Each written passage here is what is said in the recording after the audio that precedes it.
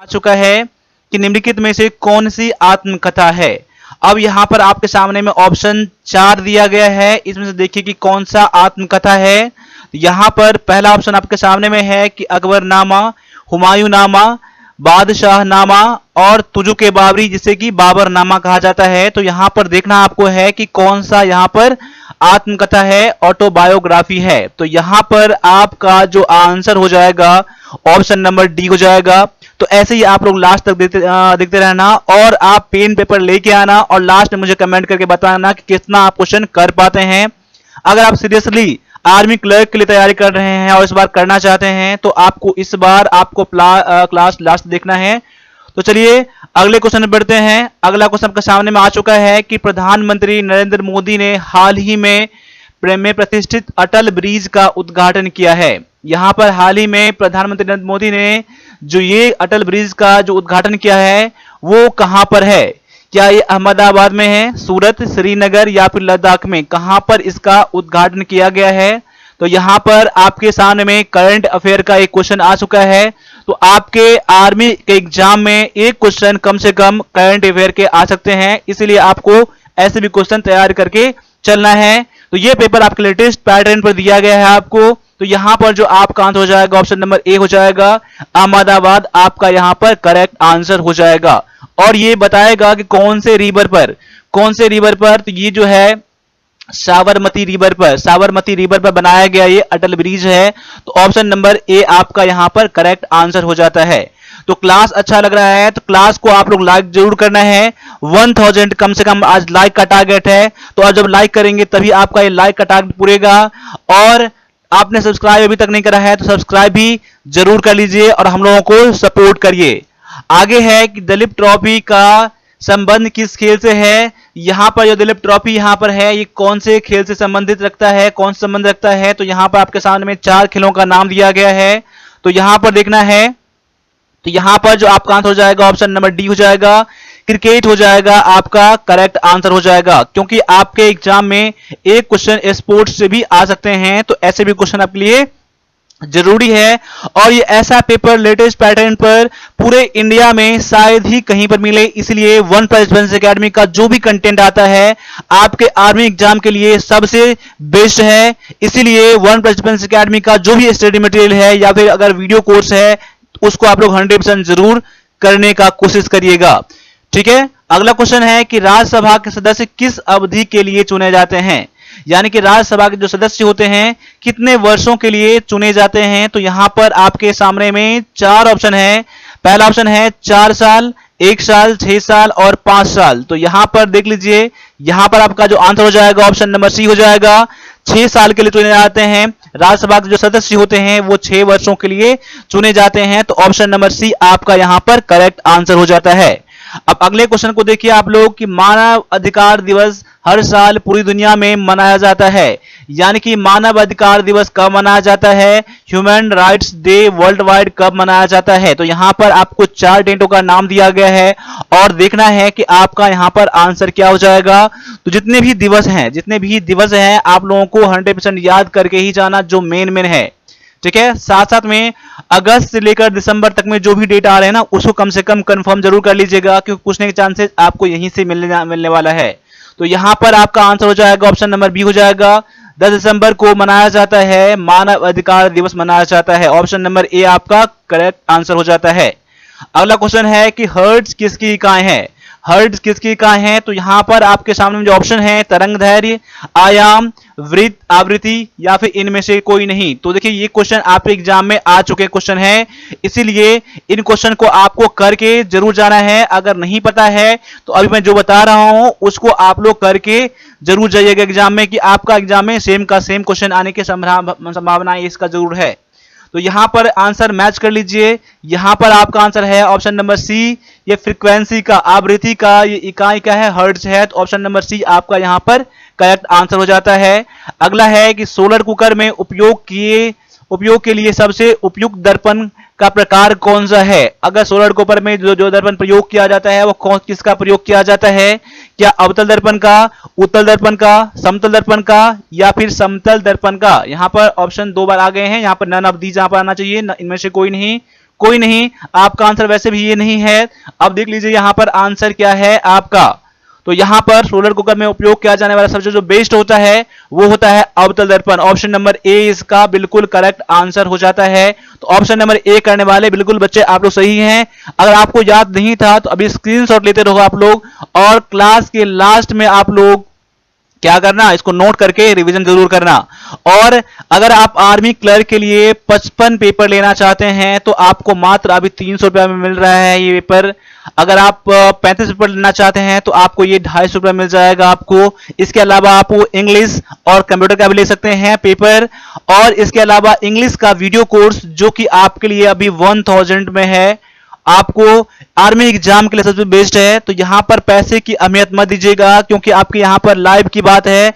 जहां भी आपको कंटेंट मिल रहा है, बेस्ट से बेस्ट कंटेंट मिल रहा है, उसको परचेज करिए और उसको पढ़ डालिए। या फिर कहीं भी आप क्लास अच्छा मिल रहा है तो उसको करिए। मैं ये नहीं कहता हूं कि आपको क्लास यहीं पर करना है, आपको जहां भी अच्छा लगे अपने लाइव के साथ मत करिए ना। तो यहां पर पैसे की आप लोग अहमियत दीजिए। यहां पर 1000 में आर्मी क्लर्क के लिए स्पेशल इंग्लिश क्लास है, इसलिए मैं बोलता हूं कि कहीं भी क्लास कर लिए हो या करने वाले हो या कर रहे हो, तभी मैं बोलूंगा ये क्लास जरूर ज्वाइन कर लेना।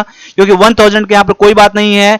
आप एग्जाम में जो क्वेश्चन मैच कर जाएगा ना, तो यहाँ पर आपके कोई वैल्यू नहीं रखता है आपका 1000, क्योंकि आप जिंदगी में कितने हजार कमाओगे इसका कोई ठीक नहीं है। बस यहाँ 1000 की बात है और चांस आपको एक ही बार मिलने वाला है, इसीलिए आपको इस क्लास को छोड़ना नहीं है। इंग्लिश का वीडियो कोर्स जरूर ज्वाइन कर लीजिएगा। वीडियो कोर्स ज्वाइन करने पर आपको 35 पेपर फ्री मिल जाएगा और आपको इंग्लिश का पेपर फ्री मिल जाएगा। इसलिए जितना हो सकता है क्लास को जरूर ज्वाइन कर लेना आप लोग। आगे आ जाओ। यूरिया में कौन सा तत्व पाया जाता है? यूरिया में जो पाया जाने वाला तत्व होता है वो कौन सा होता है? यहाँ पे सभी तत्व का आपको कोडिंग करके दिया गया है यहाँ पर। तो यहाँ पर देख लीजिए कि आपका आंसर क्या है। अब मैं इसका आंसर बता रहा हूं। इसका आंसर है ऑप्शन नंबर डी। क्या है? CnNH है।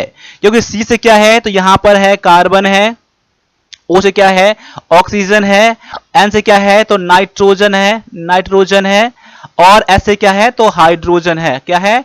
हाइड्रोजन है। ठीक है, तो यहां पर कार्बन, ऑक्सीजन, नाइट्रोजन और हाइड्रोजन पाया जाता है यूरिया में। आप लोग इसको जरूर कंफर्म करिएगा, कार्बन, ऑक्सीजन, नाइट्रोजन और हाइड्रोजन। ठीक है, क्लियर है। आगे है कि एक मानव आंख में किसी वस्तु की छवि कहां पर बनता है? यहां पर हमारे आंखों में जो कोई भी वस्तु का जो छवि बनता है, प्रतिबिंब बनता है, वो कहां बनता है? क्या कॉर्निया में या फिर रेटिना में? देखिए यहाँ पर मिस्टेक से लिखा गया है कॉर्निया, यहां पर आप लोग क्या कर लीजिएगा, आप लोग रेटिना लिखिएगा। क्या लिखिएगा? रेटिना लिखिएगा। और पुतली है और आइरिस है। तो यहां पर देख लीजिए कि आपका आंसर क्या है। और ये क्वेश्चन भी आप एग्जाम में आ चुके हैं क्वेश्चन ये, तो समझ लीजिए कि आप एग्जाम में 1-2 क्वेश्चन आपको जीके से भी आप क्वेश्चन रिपीट कर सकता है। इसलिए आपको हर क्वेश्चन आपको 1+1 अकेडमी का जरूर करके जाइएगा। तो यहां पर आपका आंसर ऑप्शन नंबर बी हो जाएगा, रेटिना हो जाएगा आपका करेक्ट आंसर। मानव के आंखों में किसी वस्तु का जो छवि बनता है वो कहां बनता है? रेटिना पर बनता है। ऑप्शन नंबर बी आपका करेक्ट आंसर हो जाता है।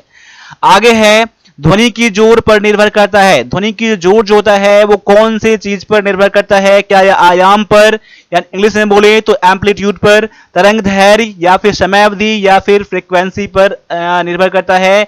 किस पर निर्भर करता है? तो आप लोगों को पता नहीं है तो आपको याद करके जाना है। यहां पर ऑप्शन नंबर ए इसका करेक्ट आंसर हो जाता है। ये आयाम पर निर्भर करता है, एम्पलीट्यूड पर। आप लोगों को आंसर ऑप्शन नंबर ए हो जाता है। आप लोगों को एम्पलीट्यूड और आयाम दोनों याद करके जाना है, क्योंकि ऑप्शन में आपके सामने हिंदी इंग्लिश दोनों में आने वाले हैं। अब यहां पर 10 क्वेश्चन आपको मैथ के मिलने वाला है, उसके बाद 5 क्वेश्चन कंप्यूटर के, उसके बाद इंग्लिश के क्वेश्चन मिलने वाले हैं। तो आप लोग पैसेंस बनाए रखे, धैर्य बनाए रखे, और यहां पर जितना अधिक टाइम यहां पर दोगे क्लास में, उतना टाइम आप एग्जाम में आपको बेनिफिट होने वाला है। एग्जाम में आप बोर नहीं होंगे आप लोग। तो यहां पर इसीलिए टाइम यहां पर दीजिए और पैसेंस रख के सारे क्वेश्चन को जरूर कीजिए यहां पर। अब 120 मीटर लंबी ट्रेन 90 किलोमीटर प्रति मीटर की घंटा से चल रही है। यह एक रेलवे प्लेटफॉर्म को 230 मीटर लंबा पार करेगा कितने? अब देखिए यहां पर एक मैं क्वेश्चन को समझा रहा हूं, क्वेश्चन क्या कहना चाहता है। देखिए ट्रेन की लंबाई कितना है? ट्रेन की लंबाई जो दिया गया 120 मीटर दिया गया है, और ये प्लेटफॉर्म की जो लंबाई है ये 230 मीटर दिया गया है, और ट्रेन का जो स्पीड दिया गया है ना वो 90 किलोमीटर पर आवर दिया गया है। तो बोल रहा है कि प्लेटफॉर्म को पार करने में कितना समय लगेगा, ये क्वेश्चन कह रहा है। अगर देखिए कोई ट्रेन अगर कोई प्लेटफॉर्म को पार करता है ना, प्लेटफॉर्म को कोई पार करता है तो उसकी दूरी कितना हो जाता है? उसकी दूरी जो हो जाता है ना ट्रेन की अपनी लंबाई प्लस में प्लेटफॉर्म की लंबाई को दोनों को ऐड करना पड़ता है। यहाँ पर दूरी कितना हो जाएगा, 120 मीटर ट्रेन की लंबाई है और प्लेटफॉर्म की लंबाई 230 मीटर है। तो यहाँ पर कह सकते हैं कि 350 मीटर क्या हो जाएगा, उसका टोटल दूरी उसका हो जाएगा। ठीक है, और आपका चाल कितना हो जाएगा, चाल हो जाएगा 90 किलोमीटर पर आवर है। अब देखिए यहाँ पर ये मीटर में है और ये किलोमीटर प्रति घंटा में है, तो किलोमीटर प्रति घंटा को मीटर प्रति घंटा मीटर पर सेकंड में बदलने के लिए आपको 5/18 से गुना करना होता है। देखिए 18 पंचे 90, 5 पंचे 25 मीटर पर सेकंड आपका यहाँ पर स्पीड हो गया। आपको निकालना है, समय निकालना है, तो समय के लिए फॉर्मूला क्या होता है नोट कर लीजिए आप लोग। समय के लिए फॉर्मूला मैं अपना कलर चेंज कर लेता हूं तो समझ में आपको आएगा। समय बराबर क्या हो जाता है, दूरी बटा में 4 हो जाता है, यानी कह सकते हैं कि डिस्टेंस अपॉन में स्पीड हो जाता है। अब दूरी कितना हो जाएगा, 350 बटा में यहाँ पर 25 यहाँ पर है। अब काट दीजिए, यहाँ पर 25 सत्ते 125 सत्ते 25 का 25 माफ कीजिएगा, यहाँ पर 25 का 25 10 25 का 100 यानी कि 14 आ रहा है। यानी कि ऑप्शन नंबर डी में दिया गया है 14 सेकेंड। तो यहां पर आपका जो आंसर हो जाएगा ऑप्शन नंबर डी हो जाएगा। देखिए ऐसे क्वेश्चन से देखकर डरिएगा नहीं। देखिए जिस तरह से मैंने समझाया है ना आपको ना, उस तरह समझने का कोशिश करिएगा। और आपको मैथ में डर लग रहा है ना, 10 का 10 क्वेश्चन बनाना है आपको, तो यहां पर आप हमारा मैथ का भी क्लास जरूर ज्वाइन कर लेना। इंग्लिश और मैथ दोनों क्लास के लिए आपको 1800 लग रहा है। यहाँ पर 1800 का मत देना वैल्यू, आपके कैरियर की यहाँ बात है। तो कहीं भी क्लास कर लिए हो या करने वाले हो या कर चुके हैं तब भी ये क्लास जरूर ज्वाइन कर लीजिएगा दोनों। अब आगे आपके सामने में क्वेश्चन है कि एक कुंड 6 मीटर लंबा, 4 मीटर चौड़ा और 1 मीटर 25 सेंटीमीटर चौड़ाई तक होता है, तो गीली सतह की कुल क्षेत्रफल पता कर लीजिए। यहाँ पर अब यहाँ क्वेश्चन आपका क्षेत्रमिति से दिया गया है क्वेश्चन। देखिए इसके लिए फॉर्मूला याद कर लीजिए कि गीली सतह का, मान लीजिए एक कुंड जो है लंबाई है, चौड़ाई है, ऊंचाई है और कुछ मीटर तक क्या उसका पानी भरा हुआ है, तो जितना सतह तक गीला किया गया ना उसका क्षेत्रफल निकालें कह रहा है। तो यहाँ पर एक फॉर्मूला आप लोग याद कर लीजिए कि गीली सतह का क्षेत्रफल क्या कर लीजिए आप लोग, गीली सतह का क्षेत्रफल निकालने क्या करिएगा आप लोग, 2 × में लंबाई प्लस चौड़ाई प्लस में चौड़ाई प्लस ऊंचाई प्लस में आप ऊंचाई प्लस में लंबाई, माइनस में लंबाई और चौड़ाई को ये वाला माइनस कर दीजिए, लंबाई चौड़ाई को माइनस कर दीजिए आप लोग, यही आपका आंसर निकल जाएगा। अब देखिए यहाँ पर ये कितना हो जाएगा, यहाँ पर ऐसा कर लीजिए। देखिए यहाँ पर इसमें 2 से सब में गुना करना पड़ेगा ना, इसमें गुना करना पड़ेगा। और आपका ये क्या दिया गया, माइनस में दिया गया ना, जब इसको सभी गुना कर दोगे तो अब देखो लंबाई चौड़ाई यहाँ पर है, लंबाई चौड़ाई यहाँ पर है, तो 2 लंबाई चौड़ाई यहाँ पर दिया गया है। मैं आगे में अभी सॉल्व कर रहा हूँ आपको, ठीक है।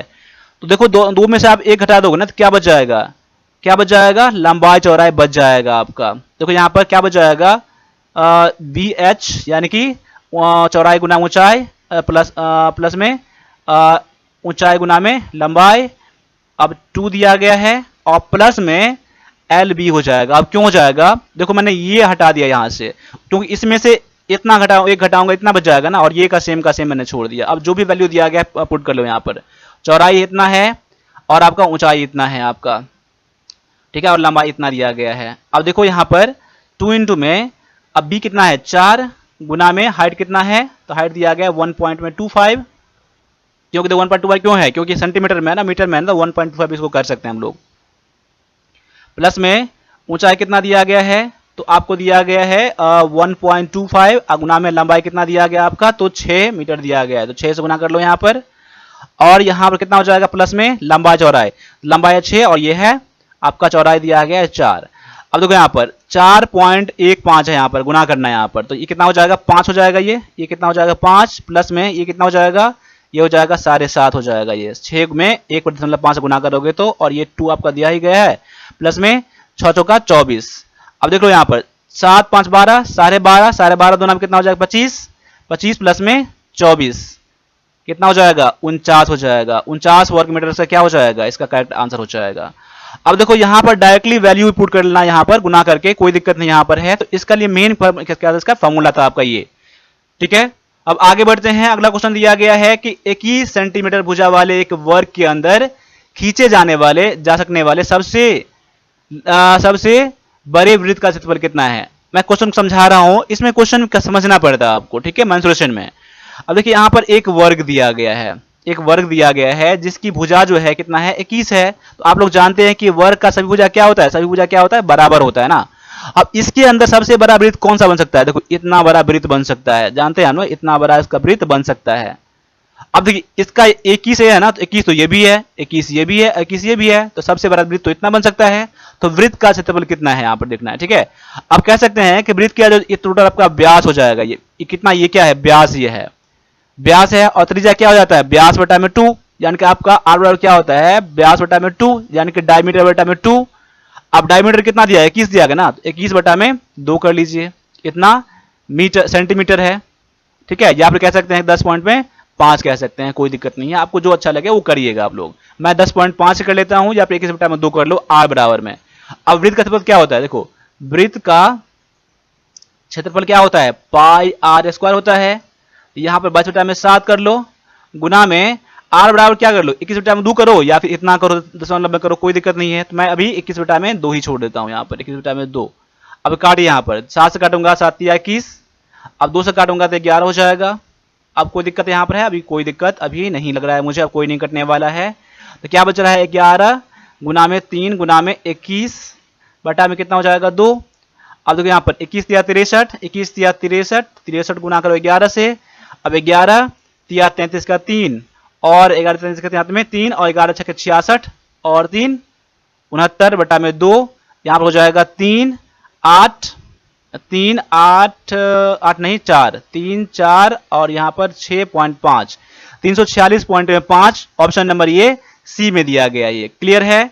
आपको इसमें क्या करना था, समझना था कि आपका इसमें डायग्राम कैसे बनेगा और क्वेश्चन क्या कहना चाहता है। बाद में क्या आपको फॉर्मूला पता ही था, आपको ये चीज आपने निकाल लिया होगा। देखो जब भी मैं मैथ का क्वेश्चन बनाता हूं ना, तो आप लोग मेरे से सॉल्व पहले करने की कोशिश करिएगा, क्योंकि आपको आंसर निकालना पड़ता है और मुझे समझाना पड़ता है, दोनों में डिफरेंस होता है। तो मेरे आंसर करने से पहले आप लोग आंसर जरूर करिएगा, ठीक है।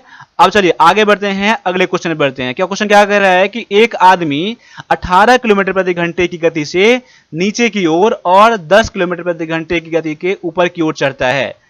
अभी भी पानी और धारा की गति के आदमी की गति का पता लगाएं। देखिए क्वेश्चन थोड़ा टाइपिंग करने में मिस्टेक हो गया है, मैं क्वेश्चन को समझा दे रहा हूं। यहां पर क्वेश्चन क्या कह रहा है, यहां पर अब क्या कर रहा है कि एक आदमी जो है धारा के अनुकूल कितना चलता है, 18 किलोमीटर प्रति घंटा है, ठीक है। धारा की दिशा में चल रहा है तो 18 किलोमीटर प्रति घंटा चल रहा है, और धारा के विपरीत में कितना चल रहा है, धारा के विपरीत में 10 किलोमीटर प्रति घंटा चल रहा है। तो शांत जल में जो आदमी की चाल है वो और धारा की गति कितना है वो पता करने के लिए कह रहा है। क्वेश्चन क्लियर हो गया। यहां पर इंग्लिश में करेक्ट यहां पर दिया गया है, a man can row downstream at 18 kilometre per hour and upstream at 10 kilometre per hour, यानी कि धारा की दिशा में 18 किलोमीटर पर चाल उसका है, और विपरीत में कितना है, 10 किलोमीटर प्रति घंटा है। Find the speed of man in still water, शांत जल में 9 आदमी की चाल और स्पीड ऑफ स्ट्रीम यानी कि और 9 की धारा की चाल कितनी है, आपको ये पूछ रहा है। तो याद कर लीजिए, शांत जल में आदमी की चाल या फिर नाव की चाल, वही बात, कभी कभी आदमी देगा कभी कभी नाव देगा। आदमी की चाल क्या होगा, इसके लिए फॉर्मूला याद कर लीजिए, धारा के अनुकूल चाल प्लस में धारा के विपरीत चाल बटा में 2 होता है, यहां प्लस होता है। तो यहां पर देखिए धारा का अनुकूल चाल 18 दिया था, प्लस में धारा का विपरीत चाल दिया था आपका 10 बटा में 2, कह सकते हैं 28 बटा में 2, तो कितना हो जाएगा, 14 हो जाएगा।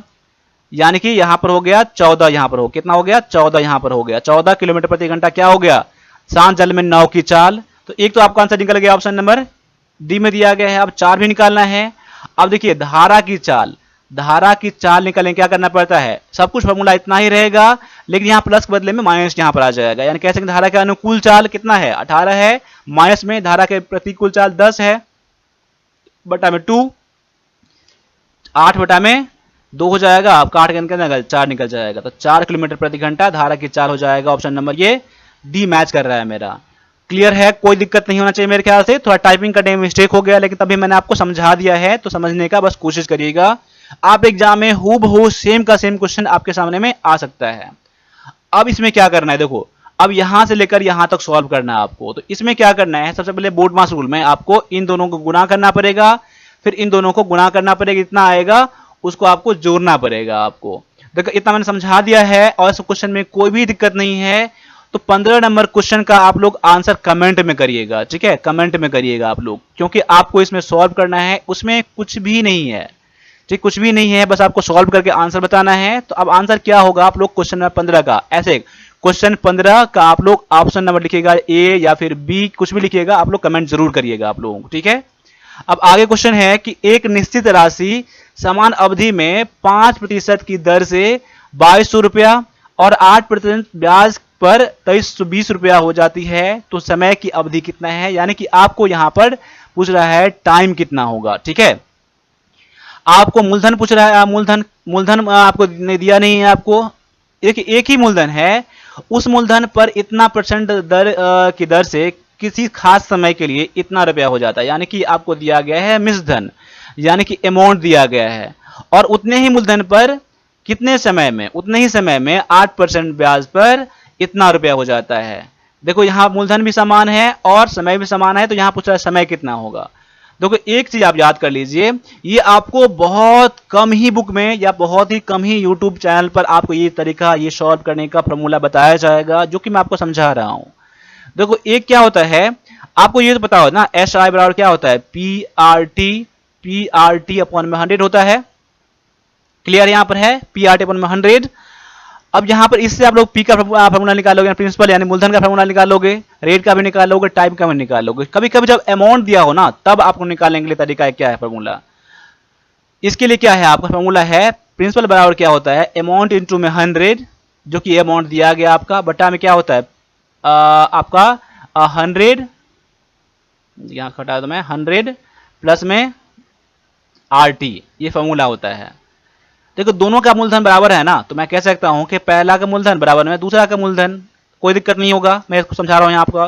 पहला कितना फॉर्मूला पे बैठा देना आपको, ठीक है ना, 2200 रुपया दिया है, कितना 2200 रुपया दिया ना, तो 2200 बटा में कितना हो जाएगा, ये 100 प्लस में आर कितना दिया गया है, आर दिया गया 5 और टी तो दिया नहीं गया, तो टी वही निकालना है आपको, टाइम ही निकालना है, तो कह सकते हैं कि 5t आपका हो जाएगा, बराबर में कितना हो जाएगा, ये 2320 दिया गया है, बटा में कितना हो जाएगा 100 प्लस में आपका 8 दिया गया है ब्याज रेट, तो आपको यहाँ पर 8 और टी हो जाएगा। अब काट 0 0 कट जाएगा, 5 से काटिए, 5 चौका 20, 5 चौका 20, और ये 5 चौका 20, 5 6, ये हो जाएगा 22, ये हो जाएगा 24। देखिए यहाँ गलती तो नहीं हो रहा ना, मैं 0 0 कट जाएगा, 5 चौका 20, 5 चौका 20, ठीक है, 5 चौका 20 और यहाँ 32 है, माफ करिए गलती यहाँ पर मैंने कर दी है यहाँ पर, ठीक है। देखो मैं इसको थोड़ा सा, इसको मैं इरेज कर देता हूँ, ठीक है, फॉर्मूला आपको पता चल गया होगा। मैं फॉर्मूला फिर से लिख दे रहा हूँ यहाँ पर, पी बराबर क्या होता है, अमाउंट इंटू में 100 अपॉन में 100 प्लस में आर टी होता है फॉर्मूला, तो ठीक है। तो दूसरा मूलधन पहला मूलधन बराबर ही है, यानी कह सकते हैं अमाउंट पहले कितना दिया गया है 2200 गुना में 100 बटा में कितना हो जाएगा आपको 100 प्लस में आर टी दिया गया, यानी 5t यहाँ हो जाएगा, बराबर में ये हो जाएगा 2320 हो जाएगा, गुना में 100 बटा में ये हो जाएगा 100 प्लस में 80 हो जाएगा यहाँ पर। अब देखिए 0 0 कट जाएगा, यहाँ पर 1 0 कट जाएगा, यहाँ पर आप कितना कट जाएगा, 4 से कट रहा है, 4 से काट के देखो, 4 से 32, 4 से कट रहा है, 4 पंचे 20, 4 पंचे 55 और 4 से कटेगा कितना हो जाएगा, 4 पंचे 20, 4 अठे 58। अब देखो इसमें कर लो क्रॉस मल्टीप्लिकेशन कर लो, क्रॉस मल्टीप्लिकेशन कर लो। अब इसको इसमें गुना करोगे आप लोग ना, देखो इसमें गुना करोगे और इसमें गुना करोगे, तो देखो इसमें दोनों में गुना करो कितना हो जाएगा 55 और 1 से गुना करो कितना हो जाएगा, ये 5500 हो जाएगा, प्लस में 8 से गुना करो कितना, 8 पंचे 40 का 0, 8 पंचे 40 4 44, 440 टी हो जाएगा, बराबर में 58 से गुना करो तो कितना हो जाएगा, ये 5800 ये हो जाएगा, प्लस में 58 पंचे 8 पंचे 40 के बाद में 4, 8 5 का 25 4 29, 290 और टी यहाँ हो जाएगा। अब देखो टी वाला को एक जगह कर लो, इन दोनों में दोनों घटाओ कितना हो जाएगा, ये होगा 10 और 150 हो जाएगा, 150 टी हो जाएगा, बराबर में कितना हो जाएगा, इन दोनों को घटाना पड़ेगा आपको यहाँ पर, तो कितना हो जाएगा 5800 और ये 5500 है, यानी घटा के 300 हो जाएगा, यानी कह सकते हैं कि टी बराबर कितना हो जाएगा 300 बटा में 150 हो जाएगा, काट कितना हो जाएगा 2 हो जाएगा, यानी कि 2 वर्ष आपका आंसर निकल जा रहा है यहाँ पर। देखिए कोई दिक्कत हुआ, आप कोई दिक्कत नहीं है, यानी कि आपको थोड़ा दिक्कत कब हुआ होगा, थोड़ा गुना भाग करने में प्रॉब्लम है, लेकिन बाद बाकी ये फॉर्मूला जो है ना सबसे बेस्ट फार्मूला है पूरे यूट्यूब के मैं बात कर रहा हूं। कोई सा बुक जल्दी बुक में आपको ये फार्मूला नहीं मिलने वाला है। ये फार्मूला जरूर याद कर लीजिएगा और ऐसे क्वेश्चन एग्जाम में आ सकता है। देखिए क्वेश्चन बहुत ही आसान है लेकिन बनाने का तरीका बहुत पता नहीं होता है। वैसे आपको एक्स वाई मान के बनाएंगे तो बन जाएगा लेकिन उसमें बहुत लेंदी हो जाएगा आपका। लेकिन ये जो मैं तरीका बताया वो ना सबसे बेस्ट